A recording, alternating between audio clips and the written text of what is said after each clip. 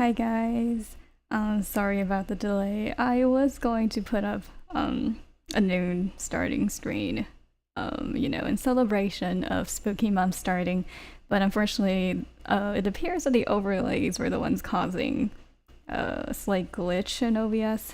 So unfortunately, we had to save that for some other time, perhaps.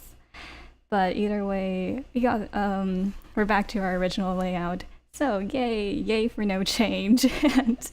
and yeah, so since I already delayed the stream quite a bit, we should just, jump straight into it. As a reminder, we are continuing Waltz's route. Today, I don't think we're going to finish his route, unfortunately, because I will have to end the stream in 2 hours, maybe. So I guess we'll see. I'll try my best, but we'll see. Alright, let's jump straight into it. Where were we again? Oh, yeah, okay, this one, I think. Yes, what's this chapter? Alright. The man starts walking toward us slowly. Waltz moves to stand in front of me.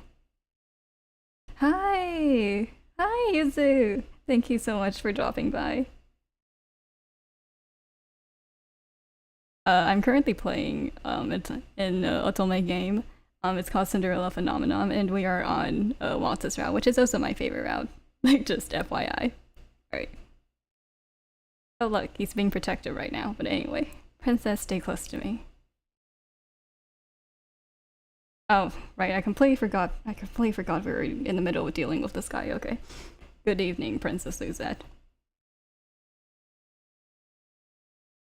And a good evening to you too, Peter Pan.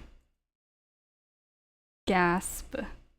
The man drops into an elegant bow. Allow me to introduce myself. My name is Varg. Oh really? I definitely recommend it. It's so good. It's like my favorite indie otome game. It's so good. The art style is so beautiful, and I'm a sucker for fairy tale themed things in general. So yeah.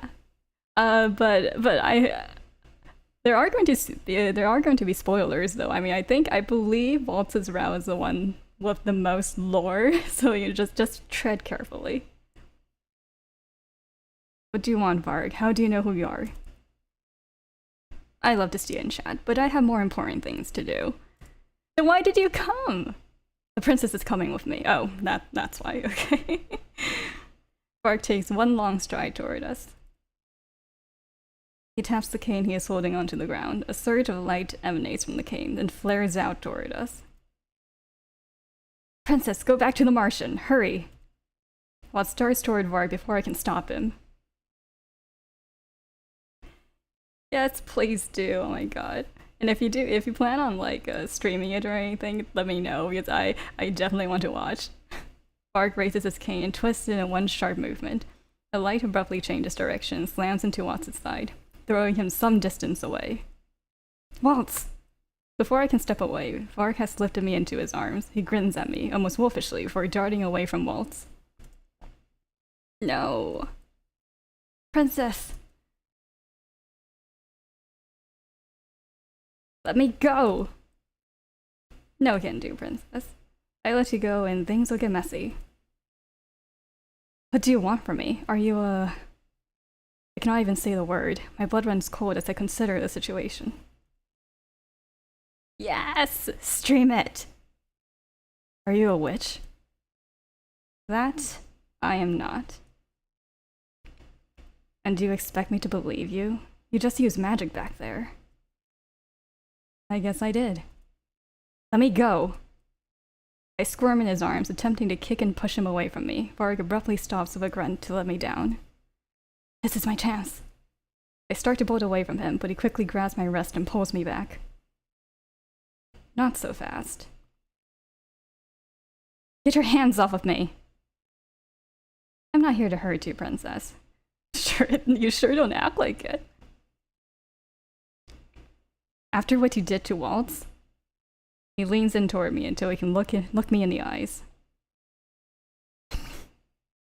Well, he was in the way. Besides, it's not like I killed him. Because that's the line we're gonna draw. Varg begins walking again, this time pulling me with him. I try to break away from his iron grip, but fail. Where are you taking me? I'm about to change your life, just kidding. Back to where you truly belong. If there's one thing I've learned from the fairy tales, it's that a princess belongs in a palace. Actually, a lot of them don't start out in palaces. I'm unable to stop the gas and leaves my lips. He stops and turns to me. You've been away from home for far too long, princess. Don't you want to go back? Not anymore. I do want to go home, but I'm not welcome there anymore. At least not while I'm still cursed. Release her! Varg releases me just in time to block a sword strike that comes out of the darkness of the trees. How annoying. I could say the same thing about you. Get him, Karma! I back away as the two trade blows. Varg uses his cane to defend himself against the man that just emerged from the trees. I forgot she doesn't know that's Karma yet. That man. He's the one who was with Waltz. The man with the sword that helped save me from bandits all those months ago. Hasn't really been months. There's something graceful in the way the man moves as he swings his sword at Varg. He almost looks like he is dancing. The stranger continues swiping the sword, eventually gaining enough leverage to force Varg back. He moves so quickly that it takes all of Varg's reflexes simply to block his slashes. They're so fast. Varg takes a few steps back and keeps a safe distance from the stranger. Impressive. The man gives Varg a lopsided smile as he points his sword at him, the two of them temporarily frozen as they each wait for the other to move first. You're not too bad yourself. Wait, is that... Now that he has stopped and I have a better look at him, I can see how the stranger's features are uncannily similar to Karma's. Karma? But is it really him? Princess, are you okay? I turn my head to see Waltz and Delora rushing toward me. How did you find me? Delora used her magic to track you down. Thankfully, no other witches beat us here. Waltz halts in front of me while Delora advances toward the two men. So what do we have here? Delora, right? Can't say that it's a pleasure to meet you. I have to compliment you all. You did an impressive job hiding the princess from us. It took a while to finally track her down. Finding your so-called tavern was difficult, you know, but I got lucky. How does he know about the tavern? No sooner are the words out of Varg's mouth than the swordman is suddenly upon him again, posed to attack. Varg blocks his sword a second too late and is forced to back away, clutching his now bloody arm. You talk too much. Sorry, I shouldn't have forgotten my manners in front of royalty. Oof. Varg's gaze turns to Delora, a smirk somehow still on his face despite his injury. You have quite an interesting bunch with you, witch. How about joining us instead? We could always use more witches like yourself. Thanks, but no thanks. Too bad. I hate Varg, oh my god. Varg turns to look at me. He holds out a hand and gestures me toward him. Come with me, princess. You know you don't belong here. He has been nothing but creepy throughout all the routes, even though I felt sad about it in one of them, but still. I clench my hands in defense as I shake my head. Your mother won't be very happy with your decision, princess, especially after all she's done to make sure you'll be a suitable heir. Mother? What are you talking about? The Varg ignores me as he raises his cane. Sorry to leave the party so quickly, but I'll be back soon enough for you, princess. Next time, whether you like it or not, you'll be coming with me. I'm not done with you. Delora throws her hands out, beginning to gather light in her palms. The Varg has already brought his cane down on the ground. Thick smoke envelops the area, making my eyes water. When the smoke clears, Varg is gone. Good riddance. Delora huffs in annoyance as she lowers her arms back down to her sides. To think that those witches are using a human to do their dirty work. What was that cane he was carrying? Yeah, I don't think that was ever explained, actually. I look up at the stranger, who has sheathed his sword and is walking toward where Waltz, Delora, and I are standing. It's an enchanted item. That cane has been infused with a spell that allows Varric to use magic. Limited magic, but powerful enough to make him dangerous.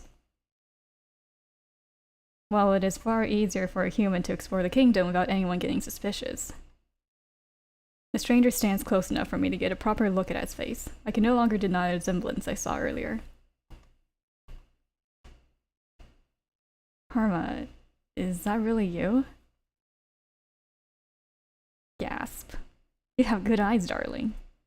So, is this what Karma looks like as a man? Why does he need to disguise himself? Why does he need to disguise himself as a woman? I open my mouth to ask a question when I am interrupted by Waltz's hand on my shoulder. Are you hurt anywhere? I turn to Waltz and freeze when I notice the dry blood on his forehead. No! You are bleeding! Yeah! No shit. I'll be fine. I step back and realize that Waltz is standing oddly, favoring one leg to the other. Varric must have badly hurt him. Hold on. No, can I save this? Okay. Alright. Hold on.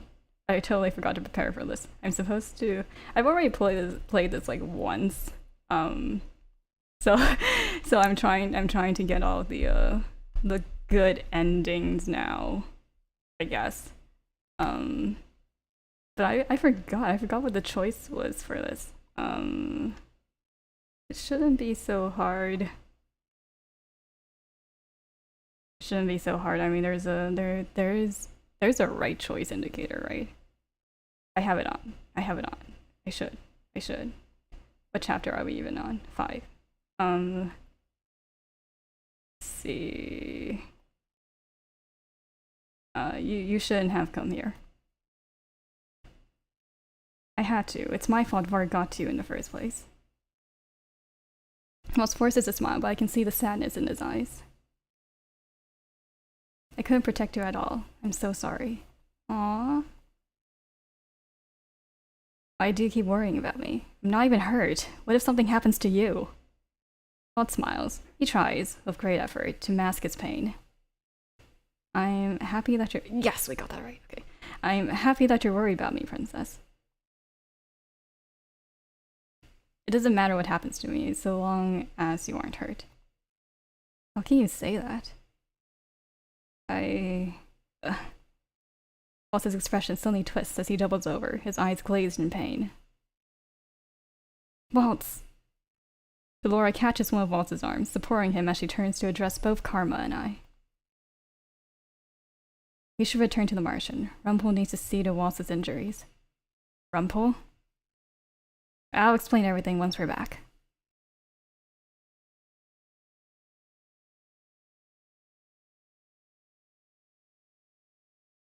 Delora calls for Rumpel as soon as we arrive at the Martian. When Rumpel enters the reception area, he is clearly distraught by Waltz's injuries. What happened?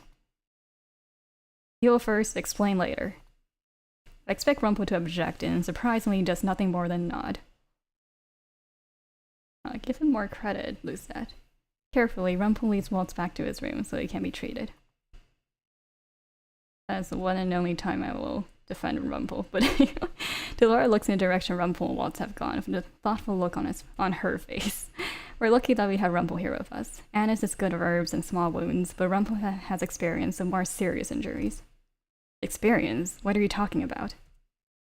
Remember his curse. Rumpel is not the only one who does not remember who he is. None of the townsfolk remember his name either. But what about those of the curse? Shouldn't they, at least, still be able to remember his name? Rumpel is an exception to the rule, as he is of many things. In his case, not a single person can remember his name. Stacy, I feel like it's been a while. It's been a while since we talked. Funny thing is, we can still recognize him. He ran into someone who called him a doctor today. Even just hearing it brought a memory back. He's got one of the chapters of his journal back now. He's quite the profession doctor. He collects his journal pages by retrieving memories from others that still remember him. What a strange curse. Wait, Stacy, you're just in time for Waltz's route now that I think about it. Like, I remember you saying you liked how his character looked. Well, we're on his route right now. Yay! My eyes wander around the reception area. I notice that someone is missing. Where is Karma? Don't worry about him. He's probably changing now. I do understand why Karma is so secretive about its reasons for wearing a disguise. I'm about to ask Delora if she knows any of the specifics of Karma's curse when the door to the reception area is thrown open. Princess. I'm surprised when Anne suddenly throws her arms around me. She pulls me into a tight hug. I was so worried about you. Thank goodness you're safe. She pulls away and begins to wipe at tears that have sprung to her eyes. Why are you crying? Because I was worried about you, silly. She was really so worried she'd cry? Why? I am intensely aware of the awkwardness of the situation. Thank you for worrying about me. I had thought the words might do something to ease her worries, but her sobbing only grows louder. Anis? I'll get you something warm to drink. I stare off after Anis before I turn to look at Delora worriedly. Did I say the wrong thing? Quite the opposite, actually. You made her very happy. I did, but she was crying. They're called tears of joy, Princess. I'd be overwhelmed too if you're suddenly nice to me. Miracles tend to bring people to tears. What a backhanded... I don't know. That's not really a compliment, but... I just said thank you. And that was a kindness and of itself. No wonder she's so happy. I was being kind? And congratulations, Princess. I see that you managed to complete your first good deed. Oops. Wait, my mouse is being really insensitive right now. Okay. My hand moves instinctively to my pendant. I clutch at the noon piece that hangs there.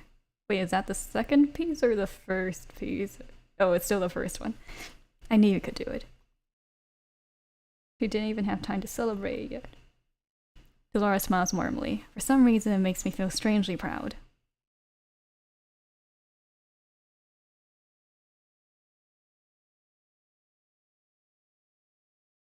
Parfait walks into the room, startling us both. It has been 2 weeks since I last saw her. Aw, thank you for stopping by despite being so busy. I don't know why my mouse is acting up right now, but oh well. Her face is ashen. Parfait. You know that continuously using her magic takes a toll on your body. I have no choice. The witches... Her voice trails off as her eyes meet Delora's. Parfait and Delora look at each other solemnly. The tension in the room mounts as they continue to stare at each other without uttering a word. This would be so strange out of context. Eventually, Parfait's eyes wander to me. Well, not strange, but this will be a completely different game. Keeping her in the dark won't make a situation any better, Delora. Parfait moves toward me, but her knees buckle. Before I can react, Delora is already at her side, supporting her. Parfait, you need to rest. I'll take care of this. No, she needs to hear this from both of us.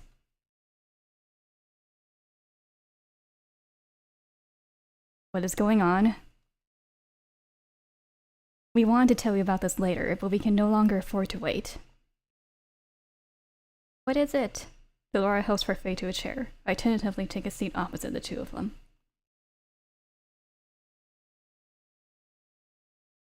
We're going to tell you the whole truth of the situation. I'm just going to press the spacebar now, so I'm sorry if you keep hearing like the keyboard, but the mouse is not cooperating. The whole truth? Delora sighs before she eventually speaks.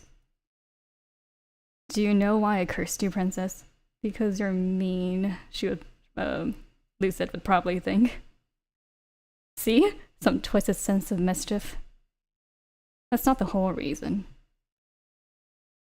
We needed you to change your ways, Princess. To change how you see the world. If we didn't do something, you were going to end up as merciless and cold-hearted as your mother. What are you talking about? My eyes go parfait, but she doesn't meet my gaze. Hildir, your mother, was not always so cruel. Parfait's eyes look wet, as if she is about to cry. Why are you speaking as if you knew her? She was my friend. Long before she was the queen, Hildir was like a sister to me. But she changed when the witch hunt started. What does the witch hunt have to do with Mother? Parfait is on me, my eyes, but Delora is looking right at me. Your mother was a witch, Luzette. The most powerful of the witches, in fact. Hildir was a Tenebrarum bearer. My heart drops into the pit of my stomach. No, that is impossible. I have never seen her use magic. She cannot be a witch. That's what she wanted you to believe. You cannot keep something like that a secret. If you try hard enough, you can keep anything a secret. Even from your own family. But how? Delora pauses for a long moment before she speaks. She erased your memories, Luzette. The air leaves my lungs and I struggle to remain calm. Waltz said that Mother ordered my memories to be erased, but... Are they saying that it was Mother herself who erased my memories? Jagged pieces of memory and thought begin to snap together in my mind. She needed you obedient and compliant. Whenever you acted out, she took that memory of disobedience from you. And it didn't take long at all to mold you into her perfect and unquestioning little doll. I grip my dress without realizing. My hands are shaking. Then I did know Waltz. Mother really did erase my memories of him. How much of my childhood did I lose? Hildir cherished humans so far. She was kind and selfless. She was devoted to maintaining the balance between the Lucis and the Tenebrarum. But Hans... Delora moves to place a gentle hand on Parfait's shoulder. It's not your fault. I trusted him too much. He swore that they would only be stories, small fantasies to share with his children. Hildir wanted to turn him away, but I disagreed. I allowed Hans to weave his tales about witches and fairies. The fairy tales? Delora nods. Hans' fairy tales became hugely popular, and in practically every single one of his stories, it was a witch who was bad and a fairy who was good. To add insult to injury, it was well known that Hans had been welcomed by Lucis bearer, but not by the Tenebrarum bearer. The humans took that information, and their imaginations ran wild. Hildir and I went to Hans to beg him to tell the truth, but it was too late. No matter what Hans said, everyone believed that he was being threatened by the witches. I don't think he ever meant for things to get so out of hand either. When the king at the time, your grandfather, also voiced his negative opinions on witches, he only added fuel to the fire. It was as if he was giving humans permission to carry on with their witch genocide. And we could do nothing to defend ourselves. We were bound by our oath to never hurt a living soul.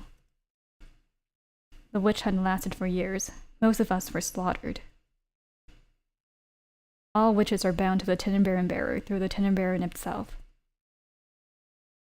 Hildir felt each of the deaths like it was her own. It drove her mad. And she broke her oath. She killed the king, your grandfather. Mother killed my grandfather. As Hildir's power kept growing, more and more good witches were corrupted through her influence on the Tenebrarum. I tried to stop her, but she was already lost to reason. Hildir wanted to take Angio for the witches. She wanted to take revenge on the humans for what they had done to all of us. And since her father was next in line, Hildir forced Gennaro to marry her so she would have a legitimate claim to the throne. And she did even though she knew he loved another woman. The very woman who sits on the throne today. Ophelia? Delora nods. The king has always loved Ophelia. Hildir created the fairy tale curse to punish the humans. She wanted to fuel the Tenebrarum with their hatred and anger. Parfait's voice becomes very soft. The balance between dark and light was lost. While Hildir lived, Angio was a place of grief. I can feel an impending headache coming. But even if what you're saying is true, Mother is dead. She's been dead for 4 years. She is... For some reason, the witches are becoming more active. Garland Jurian's patrols have confirmed this. Patrols? Is that why they disappear at night? I had to cast a glamour on you so that the other witches will be unable to recognize you as the princess. But it seems like they've already seen through your glamour. They're looking for you, princess. The witches are looking for you. What? Why? The Tin Baron needs a bearer. A witch needs to take on that role and regulate the balance between the Lucis and the Tin Baron. Yeah, my god, I had such a mouthful. Tin Baron. Whatever. For the past few years, it's been in a state of hibernation. We believe Hilda infused her life into the Tin Baron to keep it stable. But now Tin Baron is beginning to wake again. We believe that's why so many people are being cursed lately. The witches are preparing for their new bearer. Laura turns to me with an expression I cannot quite read. You only have to wait until you turn 18. The air in the room seems to disappear all at once. Princess, on your 18th birthday, your curse will break, regardless of whether you complete your 3 good deeds. Excuse me?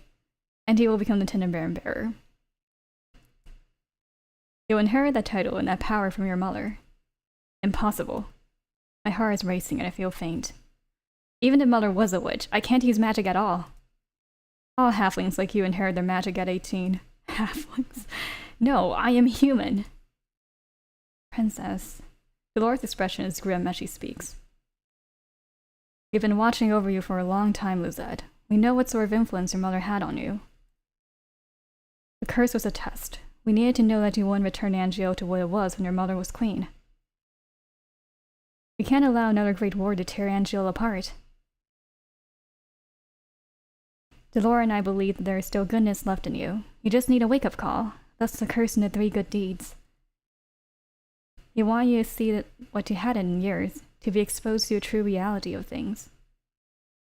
And above all, we needed to see that you were capable of 3 good deeds. And why tell her now? Well, I guess you're running out of time, never mind. Never mind, you explained this in the very beginning. Oops. I attempt to grasp the fleeing thoughts in my mind, but to no avail. I feel numb. That's it. No more secrets. Parfait's voice is gentle when she speaks to me. The future of this kingdom is in your hands. Will you follow your mother's footsteps, or will you achieve the same balance that we had before? That's a lot of pressure. No matter how much I try, I'm unable to sleep after my talk with Delora and Parfait. It is. It's actually pretty dark, yeah. Mother was a wicked witch. And I'm the next bearer of the Tin Baron. It all makes sense now. So many people hated me because they thought I would be just like Mother. I feel a weight of that truth crash down on me and it is suffocating. What am I supposed to do now? I turn to my side and bring my knees to my chest. How do I know what the truth is anymore? Suddenly an idea occurs to me. There is one other person who might know the truth. Waltz. I wonder how he is doing. I slip out of my room and make my way toward Waltz.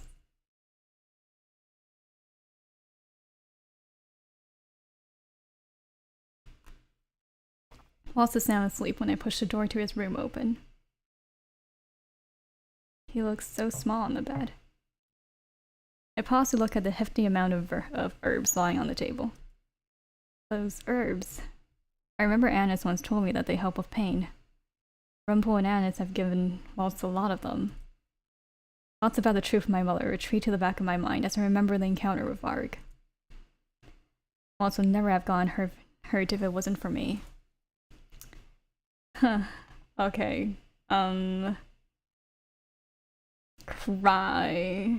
Cry. We don't have to lie to Waltz, I guess. Wait, hold on. Oops, I feel like I should have saved that before making that choice, but okay, here we go. For the first time in years, I let my tears flow freely. I not even know why I'm crying, and I find myself talking aloud. You said that crying doesn't make a person weak, but it certainly makes me feel that way. But yeah, you did say that. You're not weak, princess. Aww, look at him. Look at him. Waltz? When did he wake up? You're the strongest person I know. Boss's voice is soft and his words are slurred. He is clearly still under the influence of the medication he's been given, but he still continues to speak. Despite everything you've gone through, you're still standing on your own 2 feet. I cannot lie anymore. I've only been pretending to be a strong person. I cannot do this anymore, knowing that all this time I have been living a life full of lies. I'm questioning even my mother's affections now. Another dangerously gloomy thought hangs at the brink of my mind. If Mother did not care about me, that means no one did at all. Oh my god, it's so sad. I do. Oh my god! I care about you, Lizette. Waltz's voice begins to grow weak as his eyes flutter closed. You're tired, Waltz. You should sleep. Lizette. His voice is slurred and slow, but hearing him say my name about the title somehow feels nostalgic. Please don't cry. Little Star. Ugh, Little Star. Little Star is like, it's such a cute name. It's such a cute nickname. Waltz closes his eyes, finally surrendering to sleep. And I don't say that lightly. I don't tend to like nicknames at all. I take a deep breath and leave his room, closing the door quietly behind me.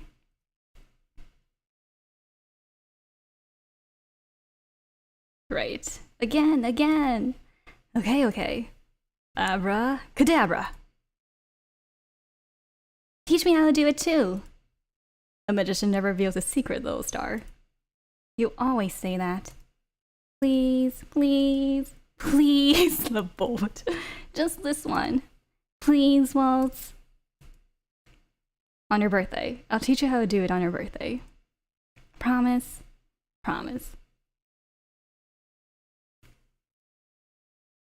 I wake slowly, the dream somehow still clear in my mind. A dream about Waltz? Was that a memory? Her sus dreams. I shake my head before I glance at the clock, stopping to stare at the time. How is it already this late? Late? It looks pretty early. Huh? Princess? Waltz? Oh, I see. So it's like she woke up at noon or something, I don't know. The door opens and Waltz walks inside with a tray of food. I don't know why that didn't, like, oh my god, I don't know why that didn't come to my mind earlier. He sets it down by my bedside to stare at him in shock. You're finally awake. Waltz, you're supposed to be in bed. Yeah, Little Star. I'm only injured, not an invalid, Princess. But I'm fine, Princess. Not like you to worry so much. I respond to a smile with an exasperated sigh. He will never heal properly if he does not stay in bed. Here, I wanted to give this to you yesterday. Waltz reaches behind his back and pulls out a neatly wrapped box. It looks as if he pulls it out of thin air. It better not be a piece of chocolate that she spent so many days eating, like in Rumble's route. I don't know why it bothers me so much. Another magic trick? He hands me the wrap box. What's this? You'll need to open it to find out. Oh. Right. This is the doll she was trying to buy at the store in an earlier plot point. You've been wanting this, haven't you? I stare down at the doll he bought for me. It is the same one that caught my eye at the shop. She hopefully reminds us. The reason we went to the toy shop was so that you could buy this for me. Yep, I'm glad I didn't get damaged last night. My chest tightens with emotion. These dolls are expensive. Waltz would have needed more than just his usual show tips to buy this. Yeah, these dolls sound insanely expensive from what we've seen, considering Lucette spent months saving up and she still can't buy it for herself. Why would you buy this for me? I figure you might want the extra company. Plus, you've always loved dolls, so I thought this one might cheer you up. I stare at the doll as I cradle her in my hands, my heart feeling full in my chest. Thank you. I have never gotten an unexpected gift like this before. Waltz clears his throat, and when I look up at him, I notice that his expression is somehow sad. Lady Perfect told me that she and Delora told you the whole story yesterday. I have to apologize to you. Why? Yeah, for what? The reason why they didn't tell you earlier is because I asked that they keep it a secret. I look down at the doll, my mouth suddenly dry. Why? Because I want you to enjoy having a normal life, even if it was just for a short time. Nothing about this is normal. Knowing the truth limits your freedom. I didn't want you to feel that pressure so soon. But I can see now that it was selfish of me to deprive you of the truth. I'm sorry. I clutched tight at the doll, unable to look up at Waltz. Why would you be so kind without expecting anything in return?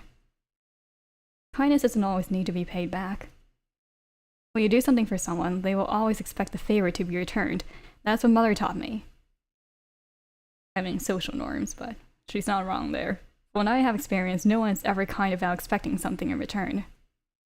I mean, it's not entirely like that, but either way. I don't expect anything from you in return, Princess. But how can I know for certain that you are speaking the truth? Well, you can't. No matter what someone's true intentions are, their actions are always up for a different interpretation. So it'll be up to you to judge our actions. Only you can decide whether or not to believe in me. I pull my knees to my chest, curling up around the doll. I still do not understand how you can be kind to me. You told me yourself it was a tendon-bearing bear that cursed you. That means your mother was a witch that took away my magic and sealed it in Neverland, but that does not mean it's your fault that I am cursed.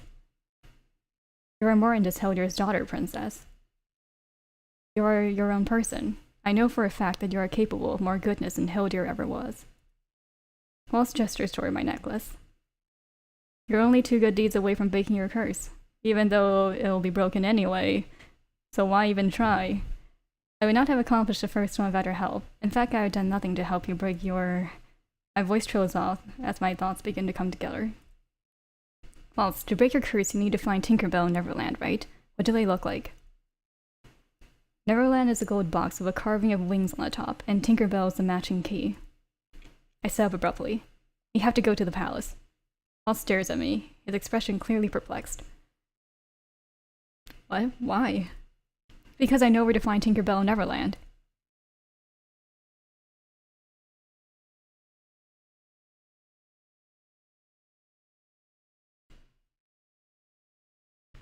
Dun dun dun! We are trying to sneak into the palace, again! Whilst the description of Neverland Tinkerbell was enough to jog my memory.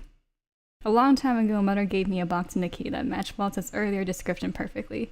She gave me strict instructions to hide them in my room and to never let anyone else have them. I never questioned Mother's orders and kept both the box and the key tucked in one of my drawers. I'd forgotten I even had those things until Waltz mentioned them. The minute I remembered, I sent a letter to Rod requesting he help us get into the palace. I knew that our strained relationship would make it hard for him to trust me, so I emphasized the importance of the item we needed to obtain. I keep forgetting that she does not have a good relationship with Rod in the other routes. A week later, I mean, she doesn't have as good of a relationship with Rod, or doesn't become, her relationship does not improve as fast as it did in his route. A week later, he finally came through. Now we're just outside the palace, waiting for him. Jerry and Gordon are here to protect us in case the need arises. I glance at Waltz, who is standing beside me, fidgeting. He has been against me coming with him ever since he found out my plans. He cannot stop me. I refuse to be left behind. You still won't change your mind about this, Princess?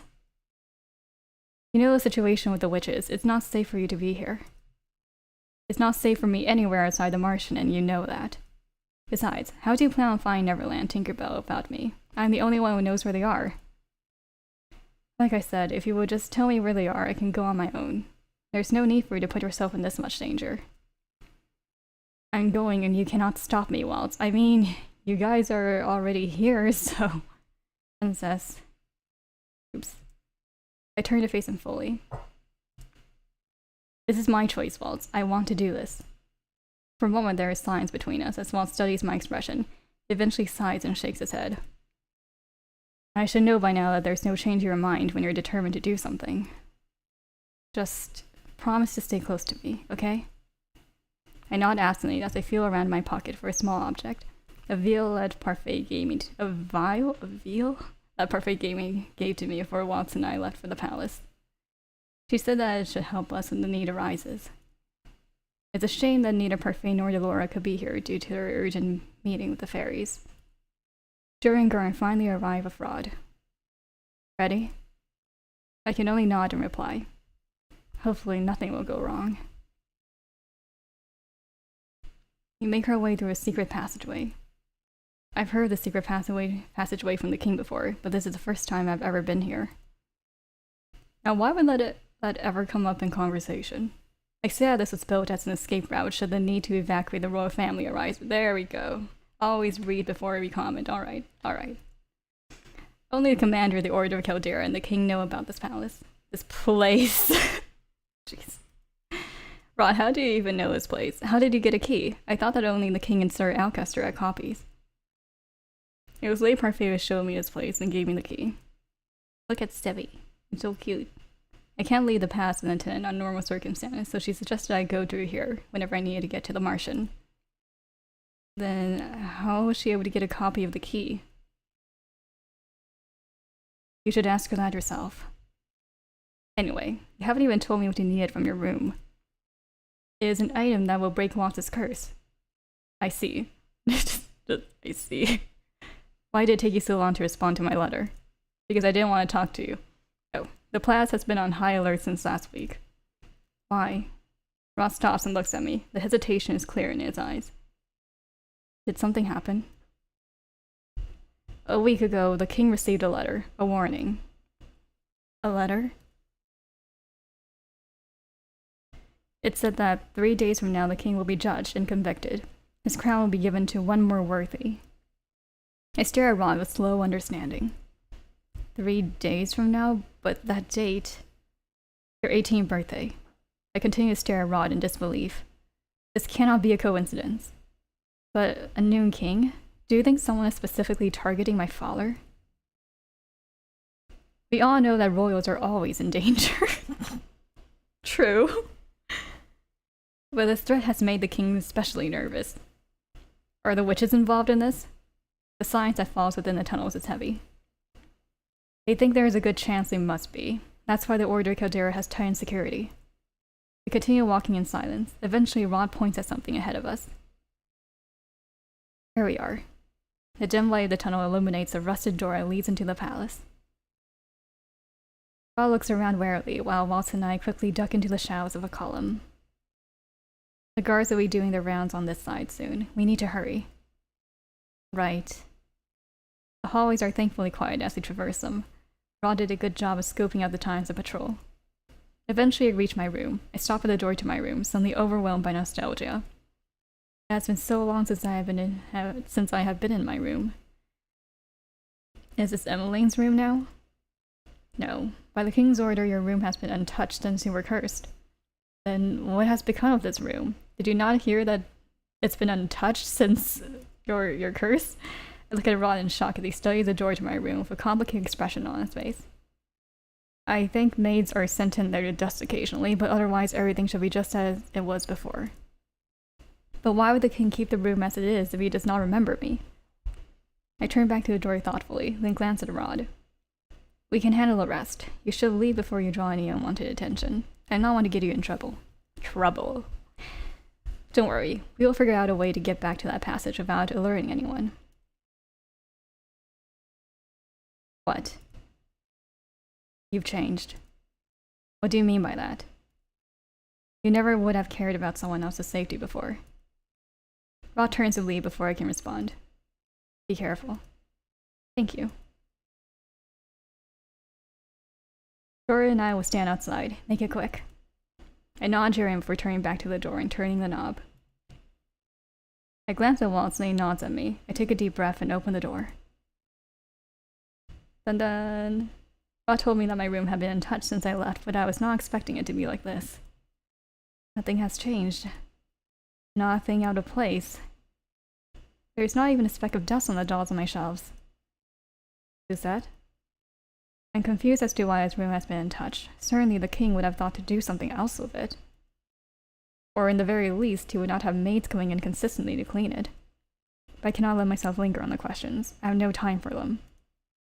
We came here to find Neverland and Tinkerbell. I look at Watts and nod. Let us start searching. Time passes, but I'm only able to find the key. The box is nowhere to be found, not even in the drawer that I remembered putting it in. To think that you had Neverland Tinkerbell this whole time. Have you tried searching for it in my room before? I have, but I didn't find anything. She must have used a glamour magic to hide it from me. I stared at the key with frustration. I don't understand. I'm sure it was here. Are you sure you didn't throw it away? No, I would never throw away such a beautiful box. Besides, I keep most of my things. They're all valuable to me, even if they're not outwardly beautiful. I wouldn't have believed you if I hadn't seen this. He leans down to pluck a puppet from one of my drawers. He holds it up with a smile, and I feel my cheeks heat in embarrassment. Ooh, it's so cute. I never remembered to throw that out. Waltz gazes at me thoughtfully. That's the only reason? Well, I look at the puppet in his hands and find the truth spilling out of me. I was never able to put my finger on why, but I've always liked that puppet. A smile stretches across Waltz's face. He kept it even though I did such a bad job of the sewing. What? You made this? Yeah, this is the first puppet I ever made. Waltz turns the puppet in his hands, looking down at fondly before his eyes meet mine.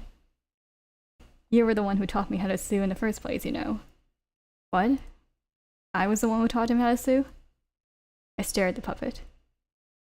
I probably kept it because you made it. How cruel. Do you have any idea what you're doing to my poor heart? You seem perfectly fine to me. I love Lucette sometimes. I love her comments. Walt shakes his head in sighs. Waltz? So dense. What? The knob begins to turn. Waltz and I exchange glances before we both dart to different hiding places. I hide myself under the bed, and he runs behind the curtains, which more easily conceal a smaller body. The king? What is he doing here? When the king steps inside, I notice that there is something in his hands. It's a box! How convenient. Very suspicious. That's the box, but why does he have it?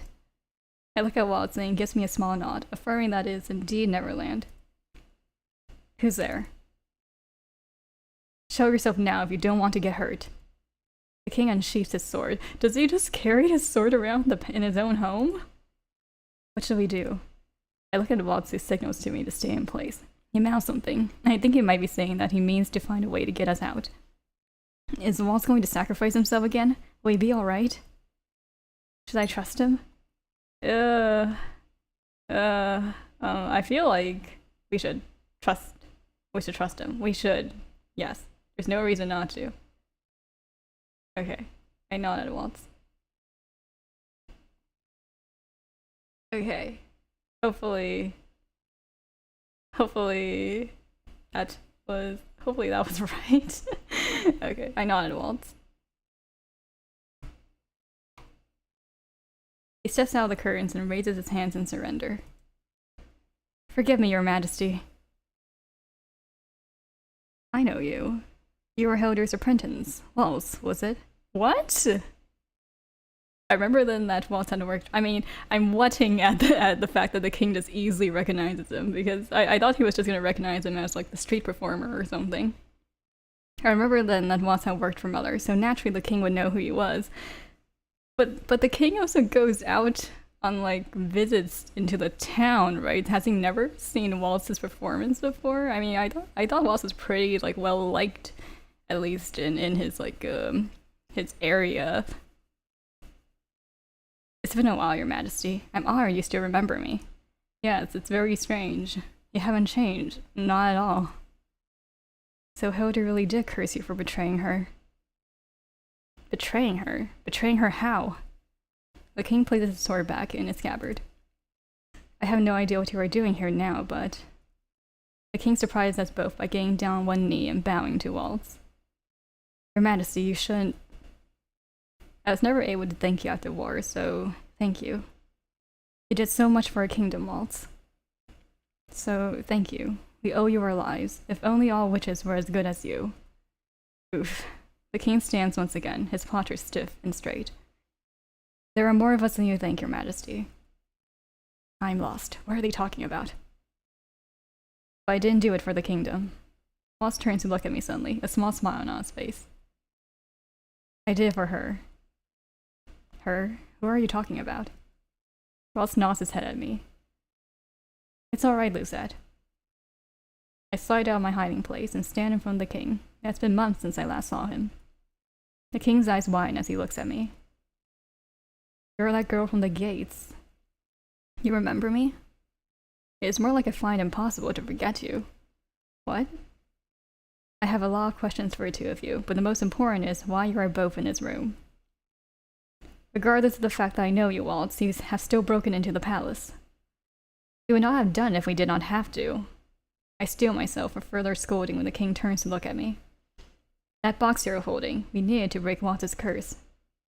How did you come to have it, your majesty? The king looks down at the box as if only noticing it for the first time. I was in this room the other day and noticed a chip on the side of the box. I took it to get it fixed. A chip? I did drop it once a while back, but did not think to get it fixed myself. Why would you do that? The king looks around the room, a faraway look in his eyes. This room is special to me, though I do not know why. I feel like this room and I are both waiting for someone to return, and everything must be perfect for when they do. I feel my chest tighten even as the king huffs out a derisive laugh. What am I saying? He cannot miss me when he does not remember me. He can't. Right? But if this box is all that you require, Waltz, you may have it. It is the least I can do after all that you have done for us. The king holds out the box to Waltz, who reaches out to take it. This feels too convenient. Thank you, your majesty. Look who we have here. Oh no, please don't let it be Varg. Please don't let it be Varg. We all freeze at the sound of the new voice. I turn to find an all too familiar figure leaning against the doorway, a mischievous grin on his face. Don't let it be Varg. Oh, it's Varg. A sweet little reunion. Varg. Ugh. Nobody wants you here. Chapter 6, Betrayals. Plural, betrayals. Yes, we established that as Varg. I told you I'd come back for you, didn't I? Oh, I thought that was just like part of your villain script or something. Varg taps his cane on the floor, creating a shockwave of powerful energy that blasts us all across the room. So much for keeping it perfect. The impact of the magic forces me against the wall. I collapse to my knees, pain thrumming in my head.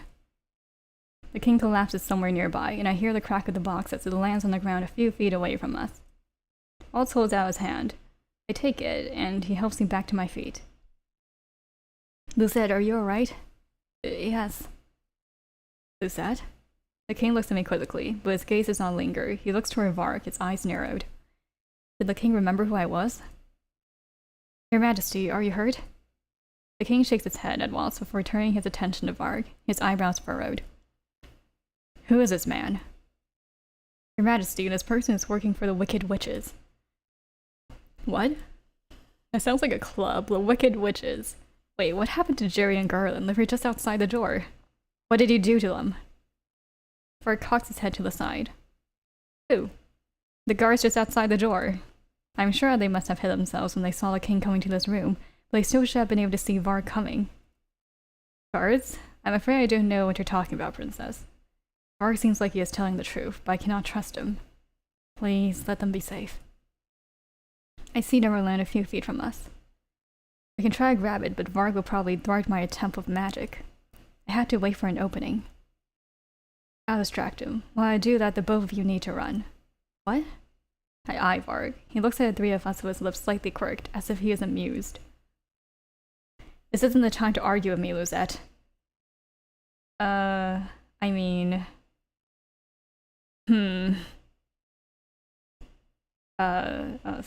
Stay with him. Ugh, okay. No. Lucette. We must prioritize the king's safety. I will help you. I do not know how, but I must do something. But we are in this together, Waltz. I'm not going to run away while you sacrifice yourself for us. Waltz's disapproval is clearly written on his face, but he eventually sighs out, seeming to let it go. You're too stubborn for your own good. So I've been told.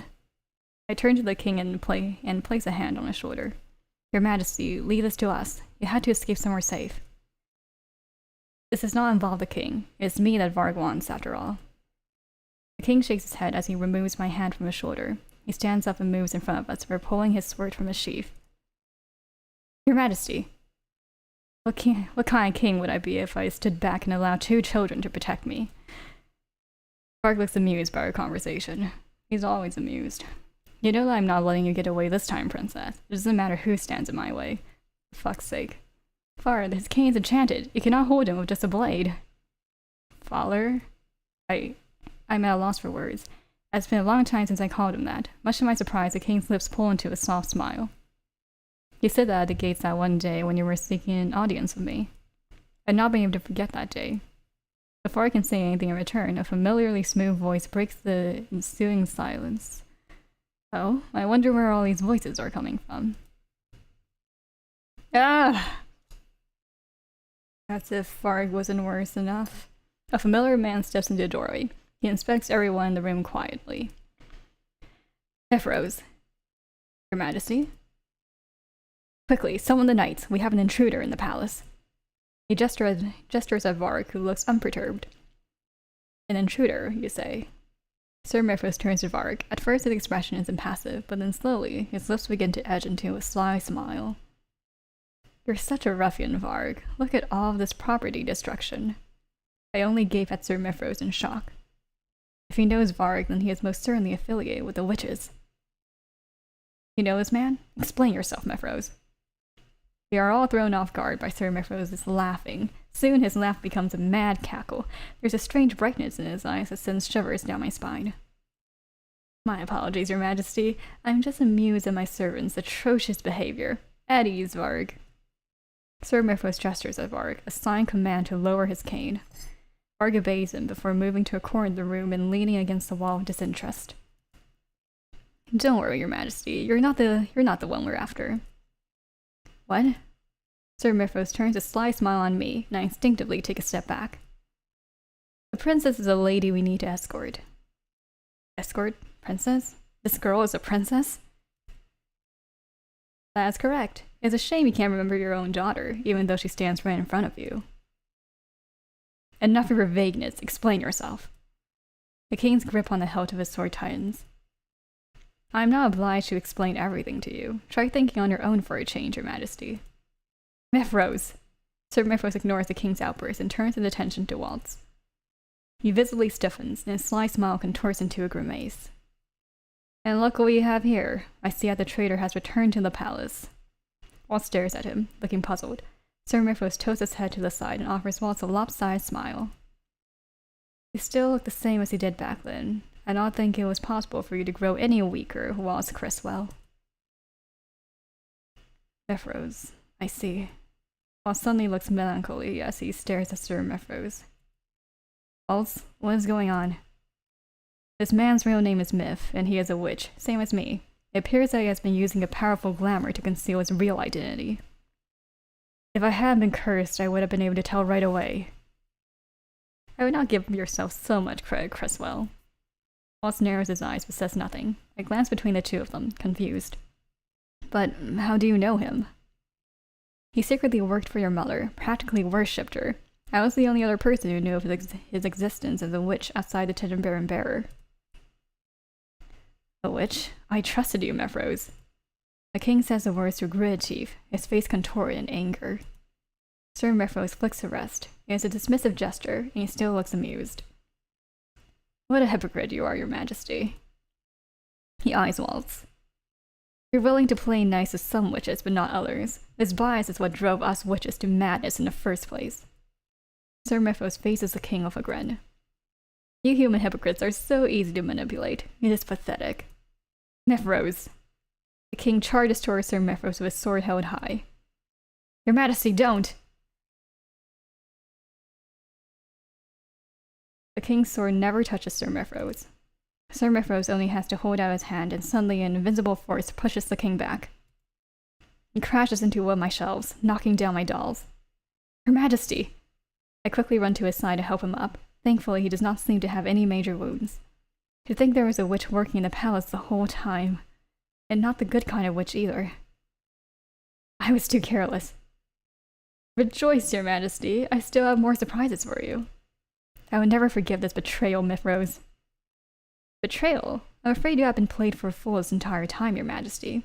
My loyalty has always been reversed for Lady Heldir and no one else. Myth, I can't imagine what you would hope to gain from all this. Heldir is long gone. Sir Mythros' eyes flash as he turns a severe glare on Waltz. His voice is seething with venom when he speaks. Had it not been for you, traitor, she would still be here. Yuck.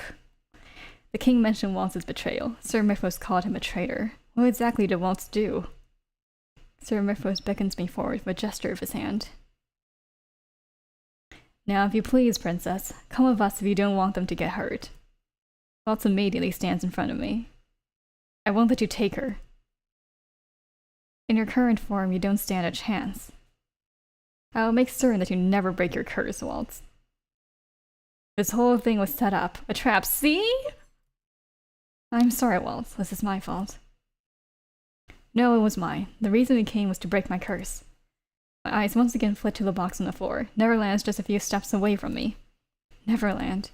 Waltz's eyes follow mine to the box. He leans back and whispers to me. You have to get the box and break my curse. I feel for the key inside my pocket. If Waltz's true magic is indeed sealed in that box, then releasing it might give us a chance at victory. And Mythros and Varg do not seem to have conned to the fact that the object that will break Waltz's curse is right at their feet. Okay. The king moves to stand beside Waltz and draws his sword again, his body a shield. Your Majesty, I will not let you take this girl. You will have to go through me first. You can't do this. Lizette, I've always loved that name. I thought if I ever had a daughter, I would give her that name. Magic makes even the impossible possible. You must truly be my daughter, yes? He's very accepting of this. Tears start to blur my vision. Oh, how disgusting. How disgustingly touching. It seems as if I would just have to deal with you first. He says with this deadpan expression. No! I rush toward the box in the same moment Mythros casts his spell. Varg lunges toward me, his hands reaching for me. But he is too late. By the time he grabs me, I've already inserted the key into Neverland. I give it one definite twist and hear a click of the box as it pops open. Ta-da! White flashes through the room, blinding me. Suddenly I feel a strong arm around me, holding me tightly, protectively. When I open my eyes, it is Waltz I see. Even several years older, I still recognize him. Ta-da! The first CG with adult Waltz. Waltz? Hey there, little star. Seems like the tide has turned, Myth. Waltz grins, and I see a confidence in expression that I've never seen before. Sir Mythros' frown. Mythros' frown has only become more severe. Fool, I will show you that I was a favorite apprentice. Be careful not to hurt the princess, Mythros. Varg's voice is almost teasing, but Sir Mythros does not seem to care. Is it really a competition on whether he was more favored? I mean, seeing as Waltz already betrayed them. I didn't plan on it. Sir Mythros gestures his hand in a sweeping gesture. The beginnings of a spell gather at his fingertips. Waltz looks at me and smiles reassuringly. Now, when I say I can protect you, Lizette, I definitely can. Waltz holds out his hand just before Sir Mythros' magic reaches out. An invisible barrier suddenly appears in front of us, thwarting Sir Mythros' magic. Damn. Seems like I'm not as rusty as I thought it would be. Waltz snaps his fingers and effortlessly creates a dark wave that pushes both Sir Mythros and Varg to the wall. Ugh. Let's go. What do we do now? The Order of Cardera. They're sworn to an oath of protection. We can rely on them. Waltz glances down the hallway, his mouth drawn in a tight line. I see clear suspicion in his eyes. I look back at the king. The knights should have been here by now. Surely such a commotion should have brought them running. Hold on. Let me check. My earphones sound my headphones sound really loud right now. Hold on. Alright. That's better. Now I know why Waltz is staring down the hallway. He is searching for the knights that are meant to pass through here. There is no possible way they did not hear the skirmish in my bedroom. The three of us push onward. I stand between the king and Waltz, waiting. I'm not entirely sure what I am waiting for, but I can feel the tension in the air. We only stop moving when a voice cuts through the silence. Your Majesty! Sir Alcester stops before us with a group of knights. His face is impassive at best. Waltz takes a step back as Sir Alcester looks to the king. The king is quiet for a few moments, his eyebrows drawn together in a terse expression. He finally speaks. I am about to declare a state of emergency. Where have you been? Seats them. Oh, great. Straight to it, huh? My eyes are still on the knights in front of us when I hear footsteps from behind us. I'm nonplussed when a dozen knights appear from the shadows and surround us. I look for Fretz in the cluster of knights, but he is not here. The king stares around him, baffled. What is the meaning of this? Could this be the reason why? What is happening? That voice. We all turn to watch the dining room doors open. Ophelia enters with Emmeline and Rod. Several knights trail behind and flank them on either side, giving them no room for escape. Rod notices me and stares in shock, but says nothing. Gennaro. The minute she sees the king, she calls his name and attempts to run toward him. The knights only need to raise their swords and block her path to stop her. I think that takes care of all the intruders. Though I'm not happy that two managed to escape. Two? Jerry and Garland? If they manage to escape, they might be able to get reinforcements. The king will be judged and convicted. His crown will be given to one more worthy. I see. It was you who sent that letter, Alcaster. That is correct. Now, if you want to protect your family, you will hand over your crown. The king shakes with rage. Was this yours and Mifrose's plan all along, to take down his kingdom at its heart? Sir Alcester snorts and crosses his arms. Do not club me together with that snake. Both of us have different goals. It just so happens that we both needed to be rid of you. What? You are a weak king, Gennaro. The kingdom of Angio needs someone who will rule with an iron fist, he says in every single route ever. You are too soft, and so your subjects have become too dependent on the kingdom. And how do you propose I run my kingdom? By instilling fear. There is no place for fear in this kingdom. It is the ruler's obligation to assuage the fears of his people. I cannot believe that you would do this, Sir Alcaster. Alcaster looks at me with disinterest. Who's that, correct? I have no business with you, but I suppose Mifrose does. We have been backed into a corner. What do we do? I feel for my pocket, my hand touching the smooth surface of a veal. I can still remember the potion that Parfait gave me before we left. I had forgotten I had this with me. Parfait told me to use the potion if we found ourselves in a difficult situation. She said it would give us time to escape. She didn't even tell me what it does. I glanced at Waltz, who was eyeing the knights quietly. But it is also possible that Waltz will be able to do something about this situation with his magic. No,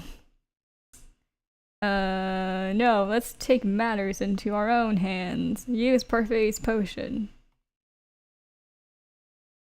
Parfait's I like how the potion is also capitalized, so that means the potion is called Parfait's potion. Okay. I reach into my pocket and slip the vial out. Is it vial or veal? Vial. I open my fingers just long enough for Waltz to see it. He gives me a slow nod before turning his attention to Sir Alcaster, who is still speaking with the king. I will make you regret your actions, Sir Alcaster. I throw the vial to the floor. The moment it shatters, a blinding white light envelops the room, forcing my eyes to close. Waltz grasps my hand and pulls me away. Don't let them escape. I hear a few grunts from the knights as Waltz begins to barrel his way through them. You know, whenever a villain says that, they always escape. Waltz leads me into the throne room. We have all somehow made it out. And bat into a new trap space. Waltz stands in between Ophelia and Emmeline. Rod must have pretty good eyes to be able to lead them both out there in all that chaos. Good job back there, Lucette. I never realized you had a potion. Parfait gave it to me before she left on our urgent meeting. It's a good thing, then. You saved me by using it, you know. Using a more complicated spell will have drained my energy. Why is this happening? Emmeline's eyes are filled with tears. Ophelia takes her into her arms and rubs her back in an effort to calm her. This is my fault. How could I have not foreseen this? Jurian was right about him. I should have listened to her. This is not your fault, Your Majesty. We don't have much time. We need to escape and tell Lady Parfait about this. It sounds like Jurian and Garland were able to escape. It's possible they will soon bring reinforcements. Rod, you know these people? Rod is silent for a few moments before nodding at her. Yes, they're my friends. Friends? Rod just shrugs at me. More than likely, he just wants us to play along. Waltz paces the room, his arms crossed as he tries to think of something. Waltz? I haven't done this in a long time, but I can try to open a portal that leads back to the Martian. Witches can do that? Clearly. Only the most practiced witches. It only works if they have a clear image of where they want to go. So you can do it? I can. I was taught by I can. I was taught by your mother, after all. Please let it work. Waltz starts waving his hand in front of him as he conjures a spell to open the portal. But the portal disappears as soon as it appears, and fades again. Aw, damn it. They're coming, Waltz. I'm doing my best, Princess. He's doing his best. Waltz tries to cast a spell again. This time the opening appears and stays. I did. But this won't open for long. Your Majesty, you must go first. No, let Ophelia and the children go first. Do we really have to do this? Did you miss the part where he says it's not going to stay open for long? Waltz nods as he ushers Ophelia and Emmeline into the portal, though Rod is reluctant and step inside. To step inside, I force him into the portal before me. I can't keep the portal open much longer, Lisette. I can manage one more person before I need to recast it. Your Majesty, you must go. No. What? Then what are we all doing here? I don't have any intention of leaving. To leave this place is to abandon my kingdom. I will not flee like a coward. I will protect my throne until my last breath. But that would be suicide. He would not kill me. He may have managed to sway the order, but I have the people on my side. Killing me will cause an uprising, and that is the last thing he will want. Did you miss the part where... Wait, did he mention that there was a witch he was working with a witch? I forget. Oh well. But if the king escaped, he would be able to fight them from the outside. The castle and its crown are symbols, but he is in danger if he stays here alone. No, he was there and Mevros was doing his big reveal, but anyway. I glance at Waltz and know it's impaling. I can tell the magic is sapping his strength, making him weaker. I ball my hands into fists. I cannot leave the king here by himself. He is the king, and I am the crown princess. Waltz, you will come back for me, right? What are you... Before I can react, I put my hands on his back and push with all the strength I can muster. Waltz stares at me in horror as he falls into his portal. I'm sorry. What if that had not worked? Waltz disappears and the portal collapses in on itself, leaving me with the king. It could have been much worse. Both my mind and heart in them as the knights approach, ready to surround us. The king and I sit on the floor with our hands tied behind our backs. There are two knights standing by the door to watch over us. I look at the king, who remains as quiet and solemn as before. He has been so calm. Does he have a plan? Why is it that you chose to stay with me? I am surprised when he finally breaks the silence. Because there are questions I need answers to.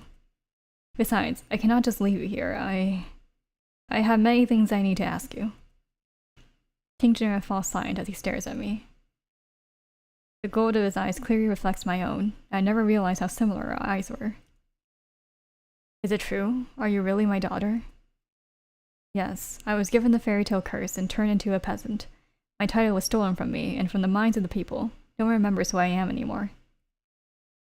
Cinderella? How did you know? I've noticed a glass slipper necklace on her neck, but the other slipper seems to be missing a piece. A piece? I look down and stare at the second slipper. My eyes widen when I notice that the piece is bigger. She got her second good deed. But when did this happen? I consider and recall the moment I broke Waltz's curse. Was it when I broke Watson's curse? This means I only have one more deed left to complete, but my birthday is tomorrow. Did her pushing Waltz into the portal not count? Are you alright? Yes, I'm just worried. Yeah, I've been through much today. Try and get some rest. You must reserve your energy. For what? I'm unsure what he means, but either way, there's no way I could possibly sleep now. At least this is why I tell myself. But as minutes pass by, I feel my eyes getting heavier. Eventually, I drift into a dreamless sleep. Suzette, you must wake up. I blink a few times, and when I come to, I find that I'm leaning on the king's shoulder. I fell asleep. The king glances back to the door, his eyes narrowed slightly as he takes a deep breath. It's time to go. What? I turn toward the front doors and realize that the knights guarding the room are missing. They will be back soon. We must hurry. I am surprised when the king pulls out the ropes that were binding him. He holds a small knife in his hands. How long has it been out of its bindings? When did you free yourself? I think I have been sorely underestimated. I have been trained just as well as the knights. It goes without saying that I could get myself out of bindings. I'm not so weak that I need to depend on others to protect me. It sounds like something I would say. But where did you get the knife? They made sure to take anything we had that could have been a weapon. Will it suffice to say that I pulled it from a hidden spot? Not many people think to look in a person's boots. The king leans down to cut my bindings, then lowers himself to the ground. His fingers brush the floor. What are you doing? Finding the keyhole. Ah, here we are. He pulls a small key from his pocket and fits it into a crevice in the floor. The floor gives a gentle, audible rumble. The king pulls the tile from the floor, revealing a hidden staircase. There is a hidden staircase here? In the floor? An escape route, if one were ever needed. Only I know of its existence. Now we must go before they return. I nod and follow after him. The king sets the panel in place as we descend down into darkness. The floor rumbles once more as the hidden pathway closes behind us. Both of us walk in silence for some time. The only sound we hear are the echoes of our footsteps. I am behind the king, staring at his back. He seems to have already recovered from his earlier injury. Or he could be just pretending that he is alright. How is your back? It doesn't hurt as much now, thank you for asking. Silence ensues once again. This is getting awkward. Maybe I should say something. Say something. I'm giving up on you. I cannot stand the silence any longer and speak up before I lose my nerve. I'm sorry. Why are you apologizing? Because I have done nothing but cause you trouble. Ra told me once that when I disappeared, the king was the happiest he'd ever been. That's so mean. Because I was not there. I'm sure if you had been given the chance to forget me or not, you would have chosen to forget me. Oh, it's so sad. No, it feels like I have been the cause of your pain, not the other way around. I feel as if I should be the one apologizing. I have been wondering for a while. If you are indeed my daughter, why do you address me by title? Do you not call me father? I stop in my tracks and turn away. And it's been years since I called you that. You were never there for me, so I stopped considering you my father. A deafening silence falls upon us. I am sorry. Can you tell me why you distance yourself from me? The king looks at me silently, with something like regret in his eyes. I want to slap myself for my foolish question. My apologies, I forgot that you do not remember me. You know, I have learned many things since I have been cursed, but the things I have learned do not answer my questions. I had thought that by staying here I would finally chance upon some answers, some truth. I have always thought that only Mother loved me because you were never there for me. I am sorry I cannot give you the answers you seek, at least not now. Well, I can understand why you would hate me. I am a witch's daughter, after all. Hildir, do you know what transpired in the past? You mean with Mother? Hildir threatened to kill a person I loved if I did not marry her. She threatened to kill Ophelia. The king looks down, his face contorted with anger. Her face said that Mother already broke their rules long before she took over the kingdom. Her hands were already stained with blood. I won't let any more of my loved ones die in her hands. I had no choice back then. I married her because I refused to let her hurt Ophelia. I hated that woman for ruining my life and my kingdom. I know. I recall when he thanked Waltz for saving the kingdom.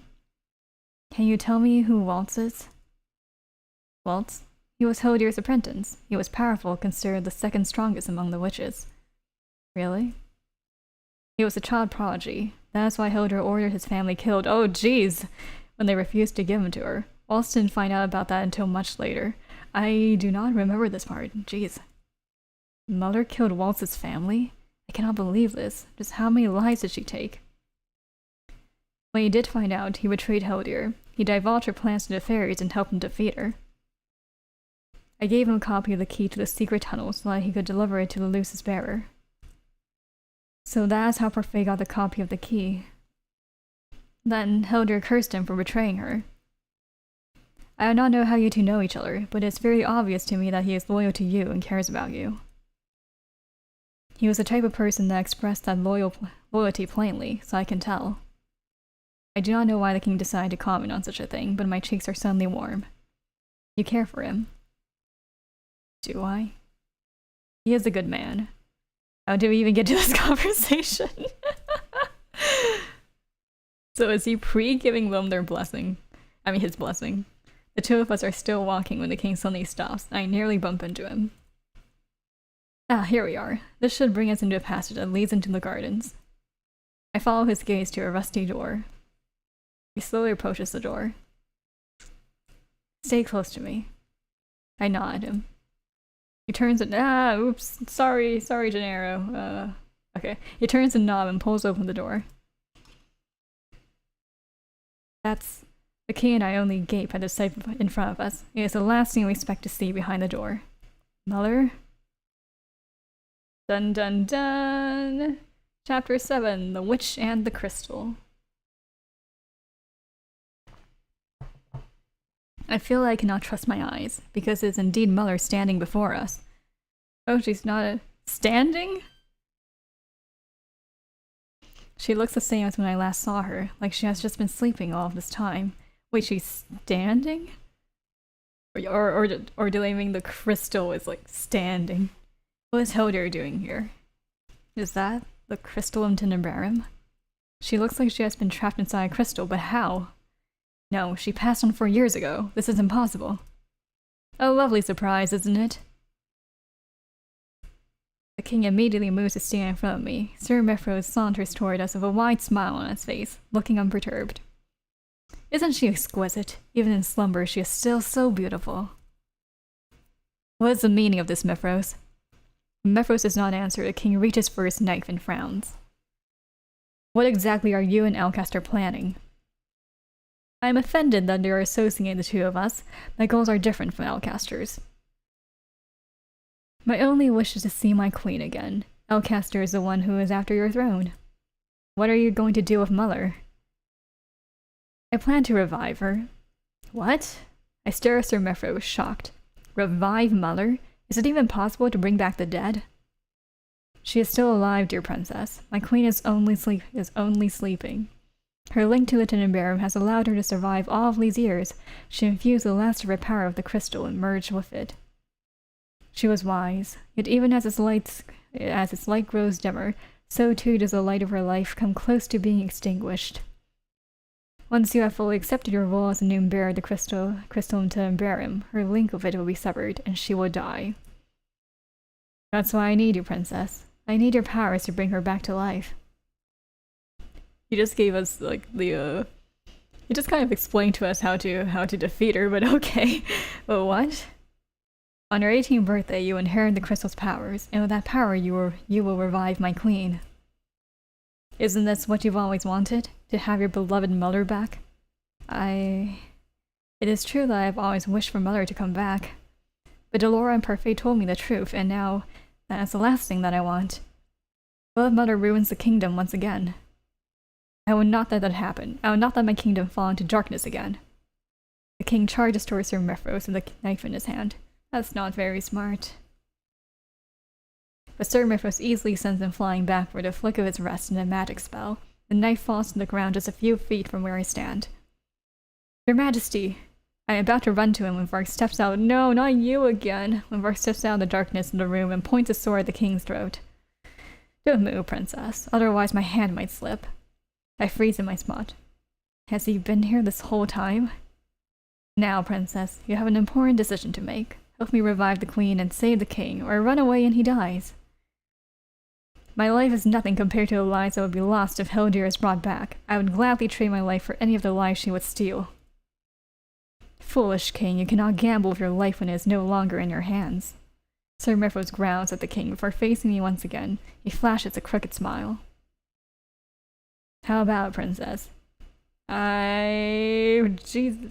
Whoa. What? This is like by far the hardest choice. Decline. I cannot let Sir Mifros kill a king, but I cannot let him revive Mother either. Oh jeez, I hope that was right. Hold on. Yes. Okay. Okay. If I can just improvise, I might be able to hold them long enough for some backup to arrive. I catch a glimpse of the king's knife, which is just a few feet from me, when an idea strikes me. Waltz, Parfait, Delora, they have to come for us. I refuse. What? Sir Mifros looks at me, irritated. The king, however, looks relieved. The king's blood shall be on your hands then, Varg. I quickly lean down and pick up the knife, and hold it to my neck.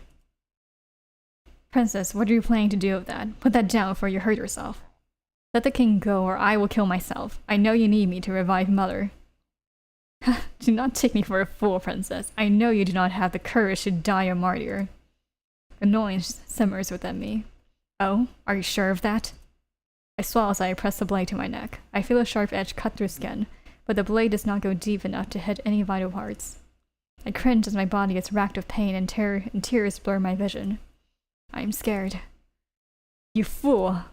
Sir Mifros' face is pale as he attempts to step toward me. Now you see my resolve. Let the king go, Mifros. Mifros curses under his breath, his outstretched hand clenching into a tight fist before he draws it back. It's working. I feel myself relax, but my hope is short-lived and foolish. Mifros casts a spell, and the knife goes hot in my hand. A scream escapes my mouth as I fall to the floor and clutch at my injured hand. You have been a very bad princess. Your mother will be disappointed in you. I glare at Mifros, but he only clicks his tongue, face stern. This would have been so much more pleasant if you'd chosen to work with me, princess. I will get what I want, princess. Even if I must break you to revive my queen, I will do it. I will suffer the consequences for it later. Mifros turns to Varg. Varg, put them both in the cells. I take a few steps back as Varg approaches us. All I manage to do is back myself into the wall. Varg looks at me, amused, like a cat toying with a mouse. He takes another step, but I do not get to see the movements he makes afterward. A bright light engulfs the area, eliciting an agitated hiss from Mifros. Magic? But how? When the light clears, Varg is still standing, his eyes on my feet. I follow his gaze. My shoes have been replaced with 2 beautiful glass slippers. I broke my curse? What did I do? The king looks at me, his eyes hazy. He opens his mouth to speak, but then stops when Mifros comes to hover just above him, his expression fixed into a glare. Oh, how charming. But your broken curse will not help you now, princess. Now be a good girl and allow Varg to escort you to her cell. Varg takes us to one of the prison cells and locks us up. This time be a good girl and don't try to stop saying that, and don't try to escape. I scowl at him. He only smirks in response. Feisty as always. He flashes me a lopsided smile before taking his leave. You. Lucette. The king quickly takes my hand in his and pulls me down to the floor to step beside him. He reaches into his pocket, then withdraws a handkerchief. What is he doing? He neatly folds the cloth and leans toward me. I cringe back on reflex. He gently presses the handkerchief and... He gently presses the handkerchief onto my injured skin. I cringe as I feel the pain. I am so sorry, Lisette. Your injury is my fault. You have nothing to apologize for. I did to save you, and yet here we are. I am the one that owes you an apology. I turn my gaze away in shame. The king cuffs my cheek and turns my head so that I am facing him. The gesture so gentle moves me to tears. A father should be the one to protect his child, always. My face is twisted in pain as he stares at me, eyes brimming with tears. I see a recognition in his eyes. Having reunited my father like this makes me realize that I still care for him. Please forgive me. Lucette, realizing she still has a heart. I already have. The words take a great weight on my heart. It is as if the ice that has been shrouding it for so long is finally melting away. Without another word, my father throws his arms around me, trapping me in a warm embrace. This is the only route where her relationship with her father is like completely mended, I think. This is the first time that he has ever hugged me. I already forgot what happened in Fritz's route, as far as Gennaro is concerned. I feel tears brimming in my eyes, and soon I'm crying as I bury my face into my father's shoulder. I'm sorry. Please forgive me, my dear daughter. We stay like this for what seems like a lifetime, leaning against each other and crying, silently asking for forgiveness. Once we are more relaxed, I sit down beside my father and tell him what has transpired since I was cursed. His expression becomes darker with every word that I speak. You have suffered so much, and I have not been able to erase that suffering in any way. No, my life as a commoner showed me things I had never appreciated before. It was more fulfilling than my life in the palace. The moment I became cursed might be the first moment I started truly living. I take a deep breath as I contemplate the question that has been in my heart all this time. Your Majesty, have you ever loved me? I am terrified, but still I force myself to look right at the king. I have always loved you, Lisette. I value you more than my own life. You are my everything, my daughter. I blink at him, my eyes filled with tears. I waited so long to hear those words from you. If you loved me, why were you not there for me? Why did you let Mother do this to me? Was it because I was her daughter? It is true that you are her daughter, but you are also mine. I don't even remember how His voice trails off and he avoids my eyes. He sighs softly. I was put under a spell that night. Months later, jeez. Months later, you came along. I thought I could never bring myself to love you, not when you were the witch's daughter. Oh, this is a lot darker. I mean, I guessed that was what happened, but you were different. She was darkness and you were light.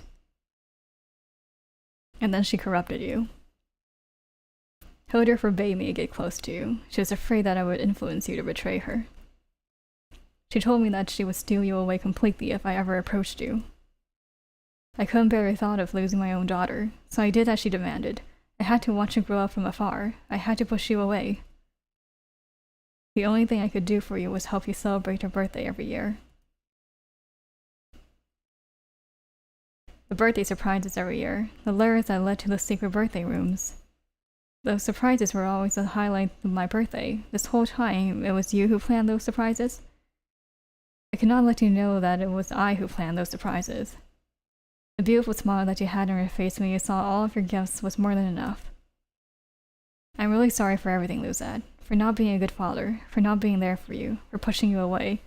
Then why did he leave, why did he leave the letter M on them? Like, I always assumed that it was like Waltz or Waltz and was meant to be a W or something.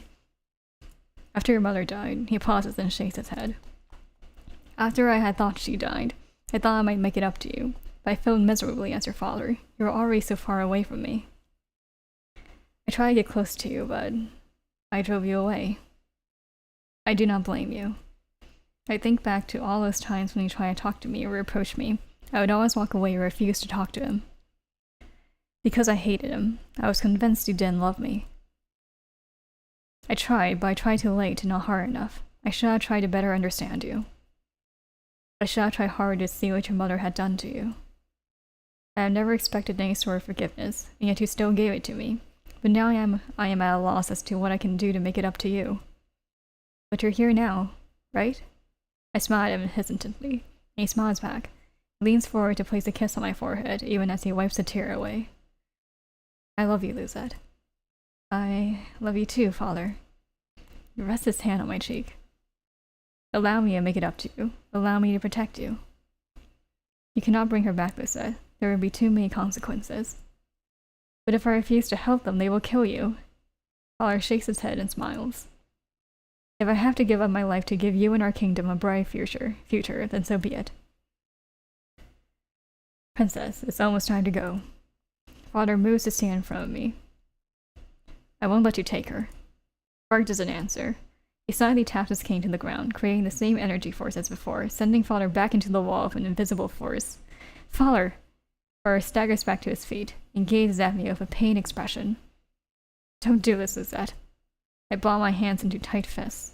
I have no other choice. I'm sorry, Father, but I cannot let them kill you. I try smiling at him reassuringly before walking away with Varg. The last thing I hear is him calling my name before Varg closes the door, and there is silence in the hallway. I am once again standing in front of Mother's crystallized form. It's time, Princess. Now put your hands over the crystal.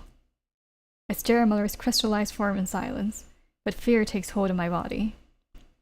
Time is of the essence, Princess. I do as commanded and set my hands on the surface of the crystal. Is something supposed to happen? Moments later, the clock strikes 12, and my body suddenly grows heavy. A strange power begins to flow through me. What is happening? I attempt to pull my hands back, but to no avail. Not only are they heavy, but they feel as if they are glued to the crystal. Even as I struggle to move, I feel my energy dimming as the crystal grows brighter and brighter. Yes! Yes! I blink a few times as tears begin to sting my eyes. I bite my lip in an attempt to keep myself from falling unconscious, and the effort only makes me taste blood. Lizette! You're too late. Out of the corner of my eyes, I catch a glimpse of Waltz by the door, his hand glowing as he prepares to cast a spell. Waltz. Waltz's eyes meet mine, his expression contouring in anger as he turns to glare at Mifrose. This is madness, Mif.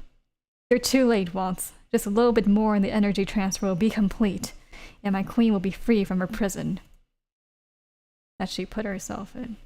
I won't let you do this. Waltz releases a spell as Mifrose quickly conjures a shield to protect himself. I feel so weak. I feel my knees giving out. The next thing I know, Waltz stands beside me with a dagger. He drives the edge of the dagger into the Tenenbaron's surface, cracking it slightly, and then I am free. Waltz catches me in his arms just before my body hits the floor. Stay with me, Lizette. My body relaxes when I feel his arms around me. I squint up at his face, but his features are blurry. I had to blink a few times to clear my vision. Alright, I guess we can go for the cheesy one, even though I feel like it'll be very in character to say what took you so long. I knew you'd come back, I guess.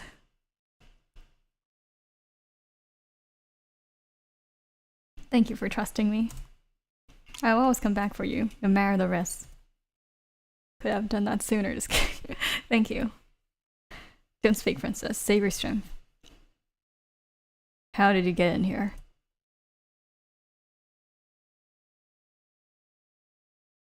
What? It looks like we made it just in time.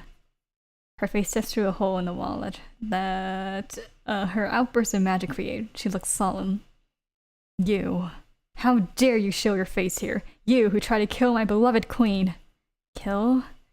Mifrose raises his hand to cast a spell, but Parfait quickly freezes him in place with a flicker of her wrist. I am surprised but then realize that Parfait is the Lucis bearer. Even in her weakened state, it seems she is a force to be reckoned with.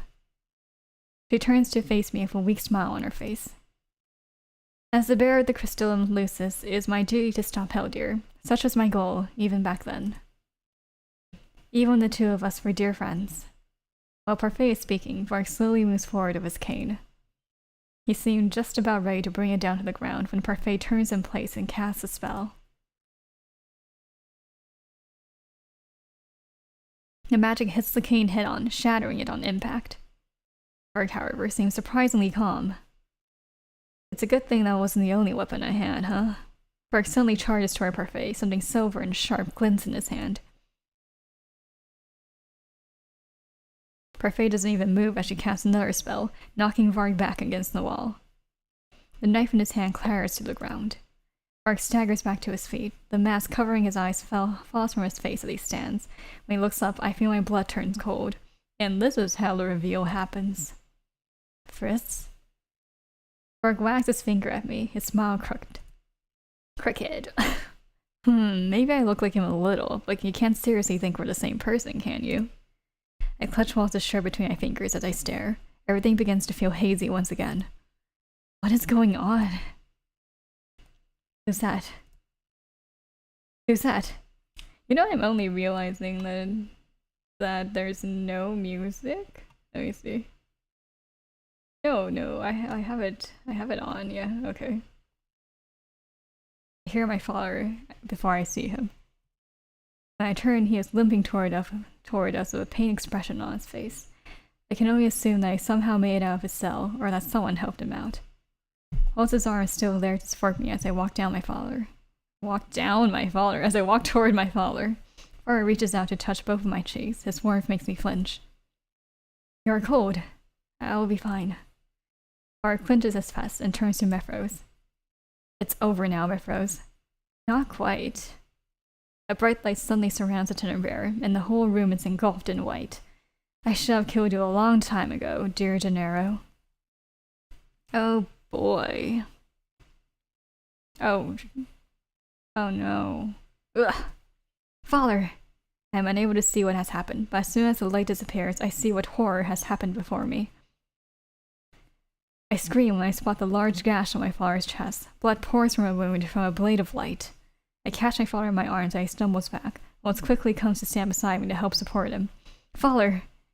Now this kingdom is mine once again. The voice is familiar, but destinedly so. It is a voice from my memories. I look up and suddenly there she is.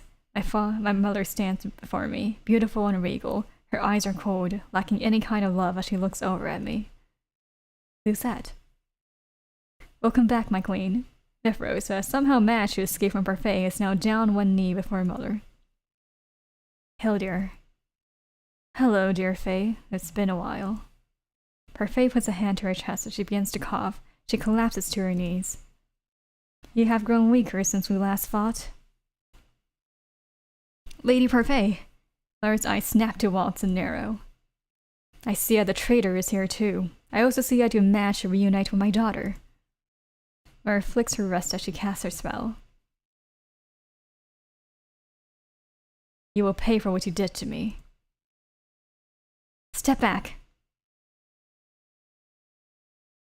Parfait quickly steps in front of us. An invisible barrier appears just as Mother conjures a series of sharp ice projectiles. They bounce harmlessly off the shield, but I can feel a rumble in the ground as they tumble down to the floor. Ugh. Parfait! Parfait is still kneeling on the ground. Now I can see blood on her lips. Lisette. I look down at my father. His shirt is soaked with blood, but his eyes are still barely open. Father. I feel tears brimming in my eyes.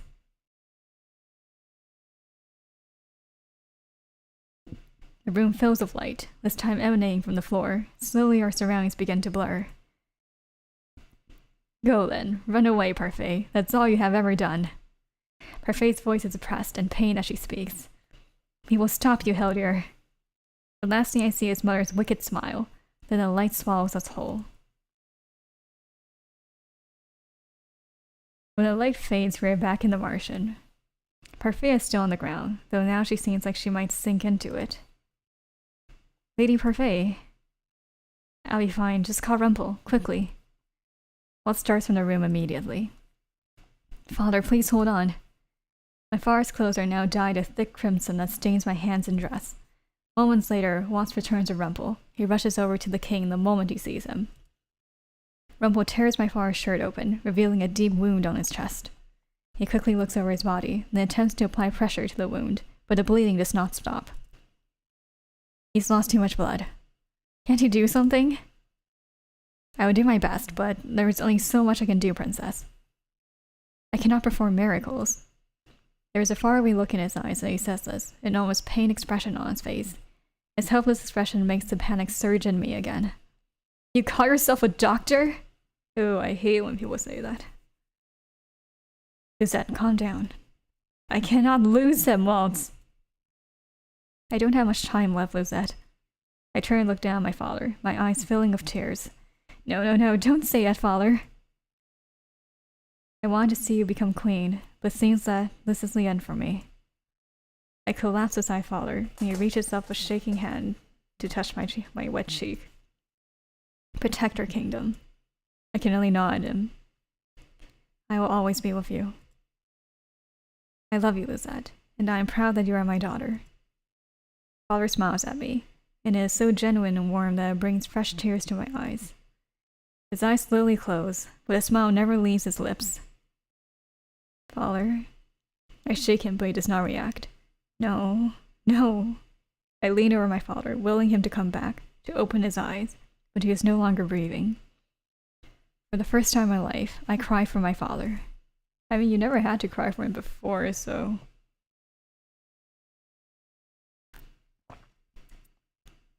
I'm not sure if I remember this death.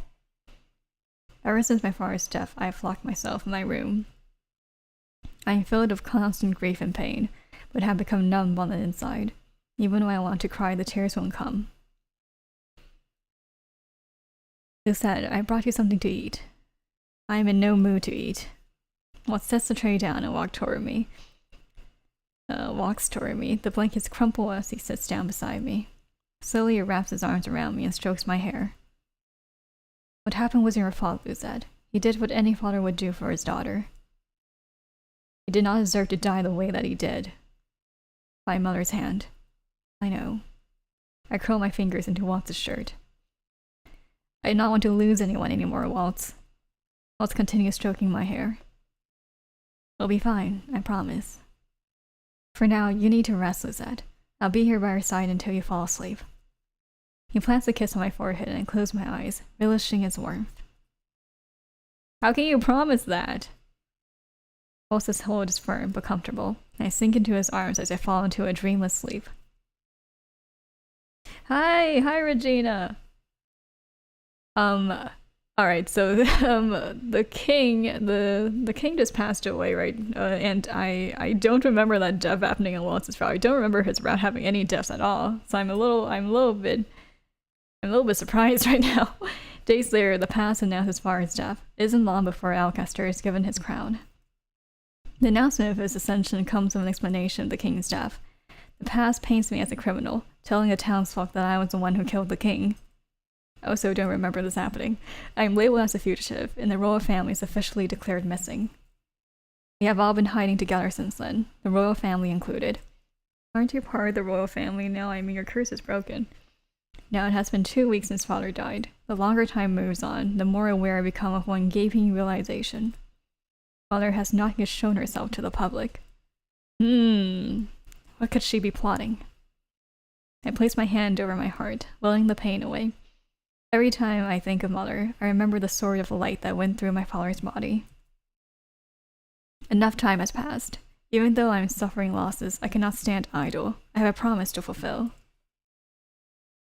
Yeah, it is. Like, I didn't think I would, I thought I would remember the game quite well, because I played through it, I played through the whole game twice, I think. So I thought I remember it pretty well, but apparently I don't. I will protect her kingdom. I am about to go back to my room when Parfait calls me. Dolores stands beside her. Lizette, can we talk with you? I look away, avoiding their eyes. What is it that you want to discuss with me? It's about the Tinderbarum. Despite Hildur's revival, it appears in the crystal's light is still dim. That can only mean one thing. Hildur is still weak. Still weak? Hildur was absorbing all of her powers when we found you. We interrupted the process. The crystal was not able to absorb all of the magic you now possess. That is why she is still weak. Also, there was something else that bothered me about the crystal, something odd. Odd? A bearer has a very strong bond with her crystal, a mutual relationship of sorts, but that bond was absent when she returned. What are you saying? It seems as if the crystal was forsaking their bond. What? It seems even the crystal knows that Hildur's time has come and gone. Princess, the crystal has already chosen you as its next bearer. It's a small blessing, but doesn't change the fact that Hildur is still the strongest witch. At least, that's what she wants us to think. Parfait and Delora exchange a glance. The crystal has chosen its next bearer, and you have just as much potential, if not even more. Delora turns to me, her usually lax expression more solemn. Are you ready to learn magic, Luzette? Magic that you will potentially use to defeat your mother? I have never used magic before in my life. I have never been raised as a witch, and using magic to defeat mother, I do not know. It's what she deserves. Well, regardless of what decision you make, we'll all be here to support you. Delora and I want you to know that. How is it that they're still willing to help me when I was the one that caused this whole mess? I need some fresh air. I begin to walk toward the door when I see Ophelia walk in from the tavern. Our eyes briefly meet, and she opens her mouth to say something, then stops when I shake my head. I do not want to hear her blame me for my father's death. Certainly that must be what she is thinking. Ophelia frowns but does not speak. I quicken my pace, almost running as I head into the forest. The night is silent and calm, and the only sound I can hear is the gentle sway of the grass as I step through it. Mother is back because of me. If I hadn't revived her, father would still be alive. How am I supposed to face everyone knowing that? Waltz has been trying to cheer me up. While I appreciate his company and concern, even he cannot help me come to terms with my mistakes. I hear footsteps behind me. I turn and see Waltz approaching with a frown on his face. Who's that? Please, I'm not in the mood to listen to her reassurances again. Oh, if I were born in this universe, I would rather be... Well, depending on what the timeline is. If it's before the game happens, I guess. I think I would be happy being an ignorant, like blissfully ignorant human. Yes. If it's after the timeline, if it's after well, actually, then this would depend on the route, huh? If it's after the game, let's say, well, either way, Hildur gets defeated, right?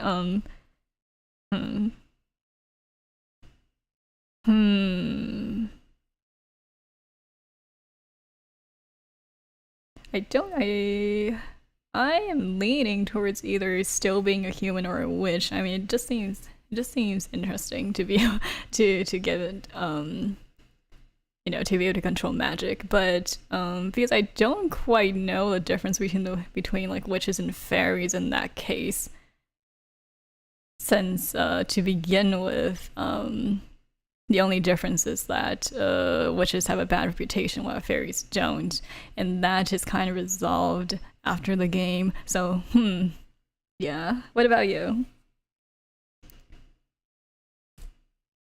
I don't need you to tell me again that this is not my fault. Besides, your father wouldn't want to see you like this. How would you know what my father wanted? I snap at him without meaning to, not bothering to hide the irritation in my voice. He'd want you to walk forward, not linger on the past that cannot be changed. You've been distancing yourself from us since the king passed. Don't you think that I haven't noticed? Why is that? Don't you think that I haven't noticed that I say, whoa.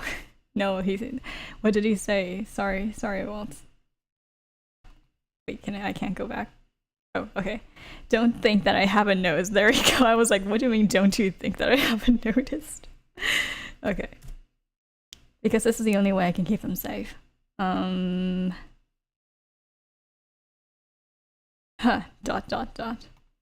Isn't this I feel this is like the correct response to one of Rod's questions, I think. Sometimes silence is the best answer. You know that I'll always be by your side, Lizette. Shouldering the burden will only worsen your pain. Worsen? I really know the pain of losing someone that I love. I have brought nothing but suffering to those around me. I cannot get close to anyone again, lest I put them in danger. I have already lost my father, and I do not want to lose anyone else. Especially not you, Waltz. Waltz's eyes widen as he stares at me. I want to show you something. Keep your eyes open, Lizette. You can't miss it. Waltz snaps his fingers, and golden orbs of light suddenly spring to life around us. Oh, this is the cute CG. Oh, it's so cute.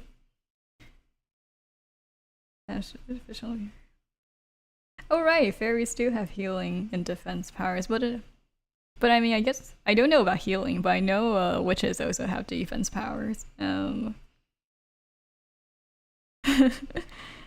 right, you study medicine, right? So it makes sense that you would have Chevalier's profession. I can only marvel by the orbs of light flowing around us. They look like stars dancing through the night. It's beautiful. You cannot truly appreciate how bright a star is without darkness. Walt snaps his fingers again, and most of the lights go out. During difficult times, the lights grow dimmer. He snaps again, until only one light remains. When you're all alone, it grows even dimmer still. There are things that you cannot do on your own, otherwise you risk snuffing your own light out. Another snap, and the golden orbs return, this time in great numbers. The lights are brighter than they were before. You're not alone, Lizette. I love you, and it hurts to see you suffer alone like this. Oh! My heart is pounding so hard I fear it might escape my chest. Oh, he decides to confess now. In this moment, it feels as if time has stopped, and it's just the two of us. All I can see is Waltz. As I stand here staring at him, I come to a realization. I love him. When did this happen? When did this happen? After a few moments, I realize that it does not matter. Kinda does. I stand up on the tips of my toes so that I can cup Waltz's face in my hands. I move before I can think, leaning over to place a light kiss on his lips. Okay. I feel an arm around me as Waltz pulls me closer. The kiss becomes more heated, and I feel a gentle flame stirring my stomach even as my mind becomes foggy. Okay, that's enough. I feel his tongue on my lips, but when I part them, he has suddenly drawn away, his face deep red. Look at little orbs of light. Sorry, I need to catch my breath. I feel a heat in my cheeks and had to fight back my embarrassment. I just kissed Waltz. I look at Waltz. Oh, okay. Oh, that's interesting. Two very different professions. I look at Waltz, suddenly realizing how close he is to me. I quickly bury my face into his chest to hide my embarrassment. Waltz's chest rises and falls with his gentle laughter. You're so cute. I close my eyes, allowing his warmth to envelop me like a blanket. I was going to say that I really like the I've always like really liked the light scene of Waltz. But man, this is a hard scene to get through. I love you, my little star. This is not just your battle anymore, Lizette. You don't have to carry this burden alone. So please, trust me. Trust in us. I am overwhelmed, but Waltz's words make me feel strangely light, as if a weight has truly been lifted from my shoulders. I will, thank you. We should go back now, or else everyone might get worried. Waltz places a soft kiss on my forehead and smiles at me as he pulls away. He extends his hand toward me. Let's go, my little star. I smile as I slowly take his hand. We walk back to the Martian hand in hand, momentarily forgetting about all the bad things that had transpired. Chapter 8, Hope. You know, after watching the confession scene again, I have to say the relationship development among all the routes, I feel like Rod's is still a winner. I just really like the pacing of Rod's route as far as like their relationship goes. I do still like Waltz and Lizette. I mean, for them they kind of have the advantage, I guess, of having the whole childhood friends trope, but I don't know. That was still a tiny bit abrupt. And especially since the scene just kept going on. But anyway, there's still one scene to get through later. Oh boy. No, I do remember there was a CG. I think they were in Lizette's room, I think. Yeah, that's the CG I remember. There are 2 CGs in her room. One of them was the final one, I think. Yeah. I remember that one particularly because Lizette gets a new outfit and hairstyle in that one. But yeah. Alright, but speaking of later, like the scene later, I guess. I think yeah, I did mention that I would have to end the stream after 2 hours, and I think that has passed, so we will stop here for today. Let me quickly save this. Yes, we will stop here for today and continue another time next week. Meanwhile, the next stream that's going to happen is on Saturday, 3 p.m. We're going to play Sort the Court, which is a very simple game of you being a ruler and people bring their questions to you and all you have to do is say yes or no. And that's the whole game, basically. Yeah. Yeah, so yeah, thank you so much for stopping by, for breaking into my stream, and I hope to see you next time. And so I'll see you later, and until our next day break.